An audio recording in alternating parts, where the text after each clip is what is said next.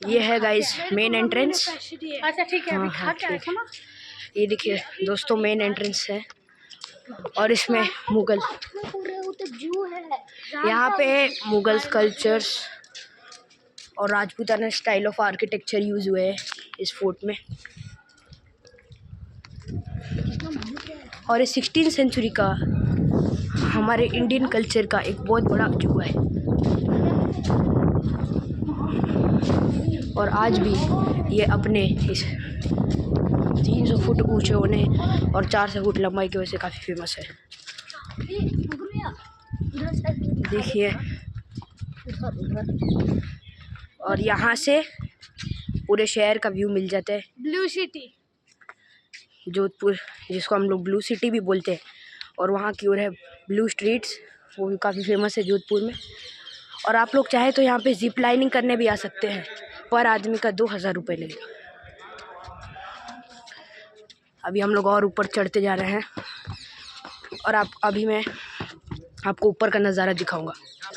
तो इसको देख के हम लोग ये तो पता कर ही सकते हैं कि क्यों दुश्मन को हमला करने में इतनी मुश्किल होती थी, क्योंकि इसकी दीवारें 70 फुट चौड़ी और 70 फुट लंबी भी है और उनकी ऊंचाई भी 70 फुट है, जिसे तोप से भेद पाना बहुत आसान नहीं था।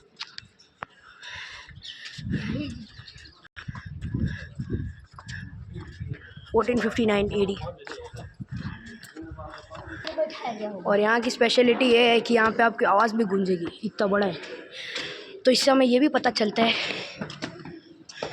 कि असल में जो चीज़ें देखने में जितनी छोटी होती है वो उतनी छोटी होती नहीं। इधर ये देख सकते हैं बड़े बड़े यूटेंसिल्स हैं यहाँ पे। और ये जो ऑलमोस्ट पूरा महल है वो लाइमस्टोन के पत्थरों से बनाया गया है और ग्रेनाइट के पत्थरों का भी इसमें काफ़ी यूज़ हुआ है,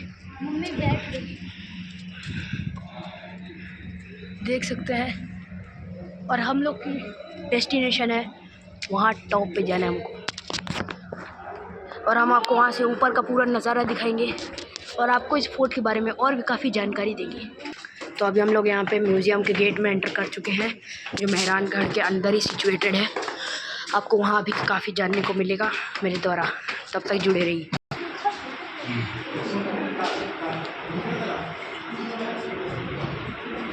Here are some of the Mughal paintings during the medieval period done here। और ये काफ़ी ट्रैवल के वक्त में यूज़ होती हुई चीज़ें आपको दिखाई देंगी। और यहाँ पे काफ़ी सारा इन्फ्लुएंस कुछ मुग़ल्स ने भी डाला था इसको काफ़ी ज़्यादा और इसकी खूबसूरती को एनहांस करने में। अभी चलते हैं हम लोग एक और रूम में, वहाँ से भी आपको आगे का नज़ारा दिखाया जाएगा। ये देखिए यह काफ़ी सारे अलग अलग पालकियाँ यूज़ की गई थी उस पीरियड में। देखिए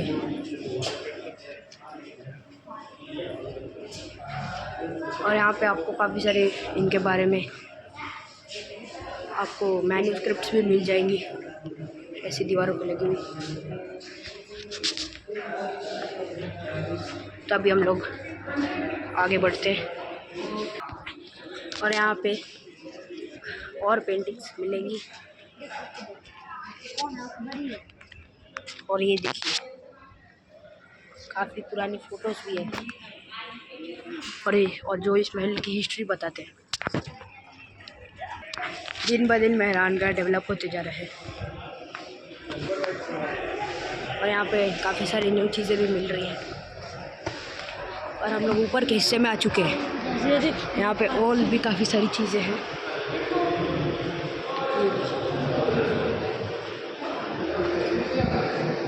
किसी की तरीके का तोरण और माउंट जैसी कोई चीज़ है।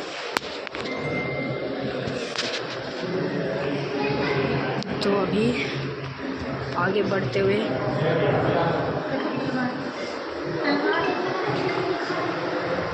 he is the one of the great emperor of the Mughal dynasty. These are some of the weapons used in the medieval period during the wars by the Rajputs. As you can see here, some manuscripts are given for their knowledge, and this is the miniature painting done by also the Mughals.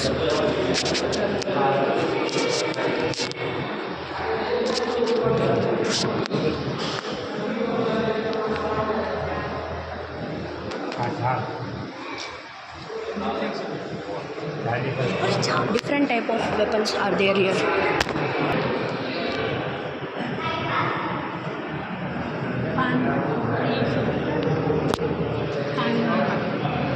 ये सब अलग अलग काफ़ी सारे utensils है और कुछ statues भी है।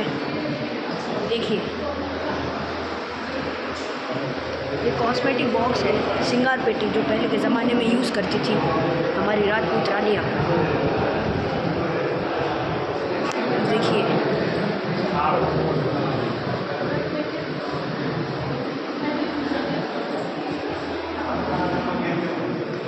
और ये शायद वही ड्रेस है जिसके लिए ये बहुत इम्पोर्टेंट है। ये राजा द्वारा पहले जाने वाला एक चौका, एक बहुत रॉयल कस्टम ड्रेस है। और उस ज़माने के कुछ आपको रथ मिलेंगे, आपको उस ज़माने में ट्रेन्स मिल जाएंगी 18th सेंचुरी में। यहाँ के आपको काफ़ी सारे अलग अलग टाइप्स ऑफ ट्रैवल्स मिल जाएंगे। और यहाँ पे मेडिएवल काफ़ी सारे अलग अलग आपको चीज़ें देखने को मिलेंगी। मेरी सलाह मानी तो एक बार आप पक्का मेहरानगढ़ आइए। ये देखिए आइडल ऑफ गॉडनेस गौंगर, ये पार्वती जी का अवतार माना जाता है।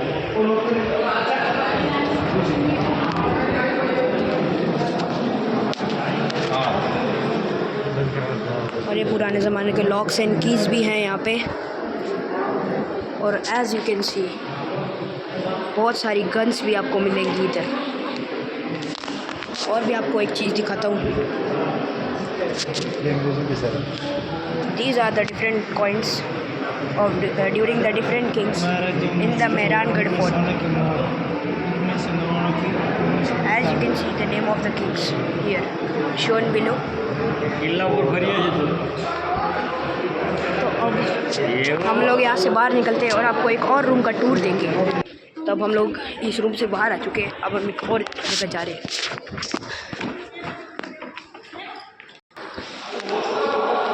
हॉर्सेस इन राजपूत कोर्ट्स के बारे में यहाँ काफ़ी इन्फॉर्मेशन दी गई है कि किस तरीके से कैसी कैसी ब्रीड्स थी और कैसे घोड़े युद्ध में उन्हें तैयार किया जाता था। और यहाँ पे उनके एक डैमो में स्टैचू दिया हुआ है।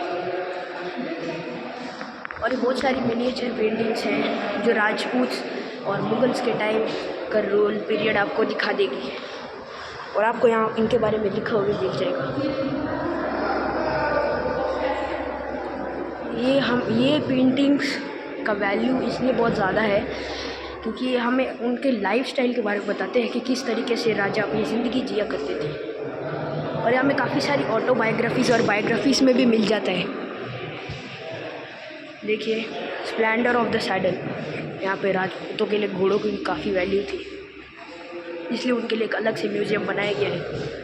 और ये महाराणा प्रताप के ऊपर है, शिवाजी और काफ़ी सारे अलग अलग किंग्स हैं जो यहाँ पे रूल कर चुके थे। ये देखिए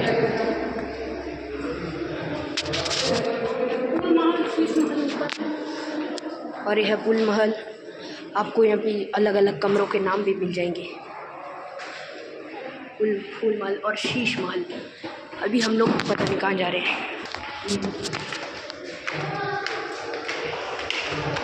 ये शायद स्टेयरकेस है इस महल के।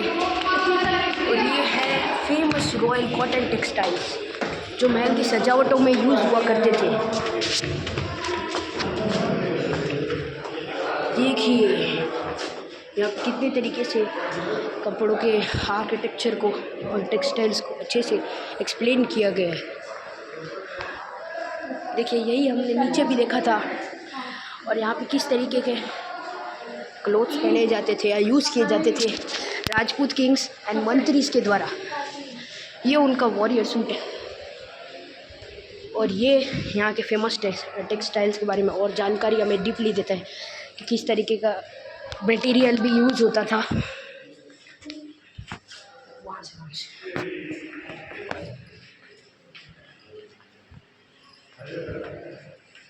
पैलेस ऑफ मिरर्स, अब हम लोग शायद मिरर्स के रूम में जा रहे हैं, नो आइडिया। यहाँ से अंदर जाना मना है, लेकिन आपको यहाँ से काफ़ी सारे मिरर्स दिख जाएंगे अलग अलग डिज़ाइन के, इसलिए इसको शीश घर बोला गया है, क्योंकि यहाँ पे काफ़ी सारे मिरर्स आपको देखने मिलेंगे। तो अब हम लोग जा रहे हैं दूसरे फ्लोर पे। अभी हमने यहाँ पे शीश महल देखा था, अब हम लोग कौन सा महल देखने जाएंगे आप लोग गेस कीजिए। ये और स्टेयरकेस पे हम लोग आ गए हैं, और दिस इज़ अनदर फ्लोर।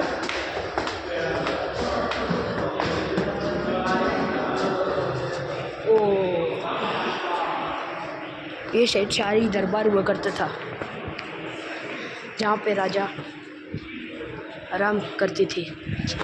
और ये हम लोग बाहर के हिस्से में आ गए, और ये पूरे जोधपुर का व्यू देखिए, क्या शानदार नज़ारा। और वहाँ पे नीचे लेक भी है, कई किलोमीटर तक आपको दूर से दिख जाता है।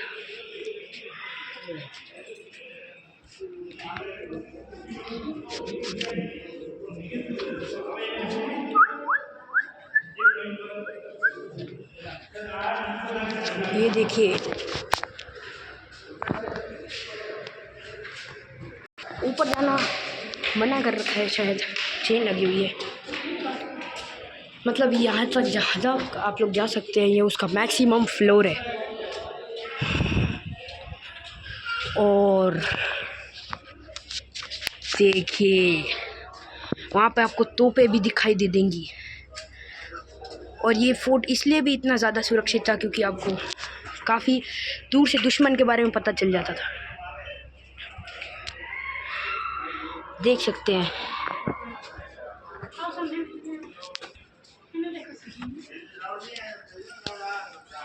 शास्त्र खाना देखते हैं, यहाँ पे हमको आर्मरी के बारे में पता चलेगा, हथियारों के बारे में और उनके डिफेंस के बारे में। पहले तो यहाँ पे रॉयल स्वॉर्ड्स और शील्ड्स को दिखाया गया है। फिर आप देखिए वहाँ पे तो सोन पठान, पाटा, खांडाना, पार्ट्स ऑफ हिल्स, फिर आपको अलग अलग और स्वॉर्ड्स देखने को मिलेंगे। और ये उनका आर्मर है जो वो युद्ध के टाइम पे सेफ्टी के लिए पहनते थे। यहाँ पे भी आपको मिलेंगे, और यहाँ पे आपको कुछ स्पेशल वेपन्स देखने मिलेंगे। देखिए, जैसे एक ये हो गया, इसके अंदर एक बंदूक भी लगी है, चाकू जैसा भी है। स्ट्रक्चर का मुझे नाम तो नहीं पता, लेकिन आप लोग कमेंट्स कर सकते हैं इसके बारे में। देखिए, और ये है बंदूकें 16th सेंचुरी की, जिनका वेट काफ़ी ज़्यादा होता होगा। और ये कुछ और वेपन्स है, काफ़ी इंटरेस्टिंग वेपन्स आप देख सकते हैं। एक मैं आपको काफ़ी डिटेल में बता रहा हूँ यहाँ पे। और ये है उस ज़माने के कुछ भारी स्पेयर्स, यानी भाले, जो अप्रॉक्सीमेट 12-13 फुट के हैं। इनका नाम और देखिए, अफगान छुरा, खंजर और काफ़ी सारे अलग अलग यहाँ पे हथियार इंट्रोड्यूस हुए थे जब मुगल्स आए थे।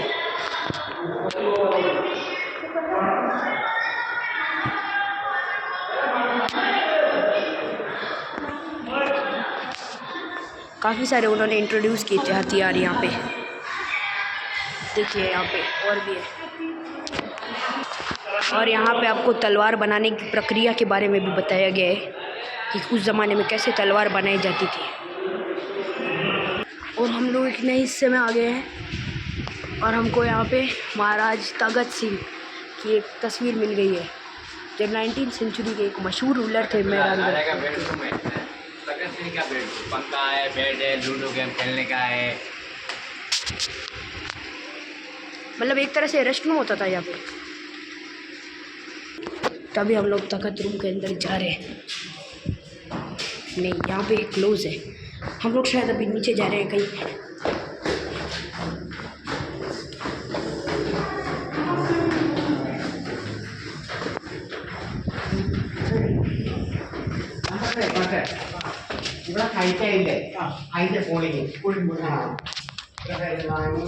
ये देखिए, यहाँ से आपको थार डेजर्ट का पीछे का इलाका दिख जाएगा। रुके मैं आपको जूम करके दिखाने की कोशिश करता हूँ। देखिए यहाँ पे आप थार डेजर्ट भी दिख जाता है और वहाँ पहाड़ी पे आपको मंदिर भी है। एक्चुअली हमारे पास टाइम नहीं है, वरना हम आपको वहाँ का भी टूर दिखाते, लेकिन आप एक घूम सकते हैं अगर आप आते हैं यहाँ पे।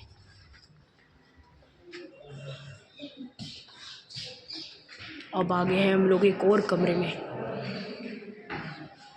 यहाँ पे डोर्स के मिनिएचर्स को दिखाया गया है, देखिए।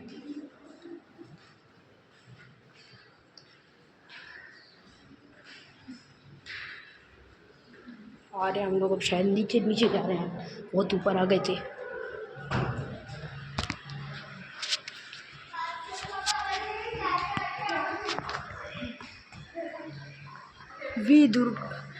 वीर दुर्गाभास दास राठौर, ये उनकी स्वॉर्ड्स के बारे में भी बताया गया है। और वहाँ पे इनके लिए एक पिक्चर दिखाई गई है, जिनका जन्म 1638 में हुआ था और उनकी मृत्यु 1750 में हो गई थी। इन्होंने कुछ काम किया होगा अपने राज्य के लिए, जिसके लिए इनका टाइटल वीर दुर्गादास राठौड़ पड़ा।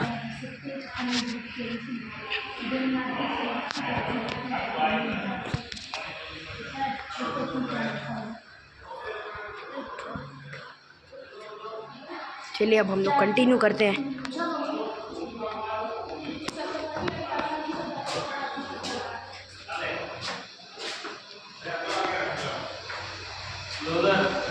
उधर से हम लोग शायद गलत रास्ते पे आ गए।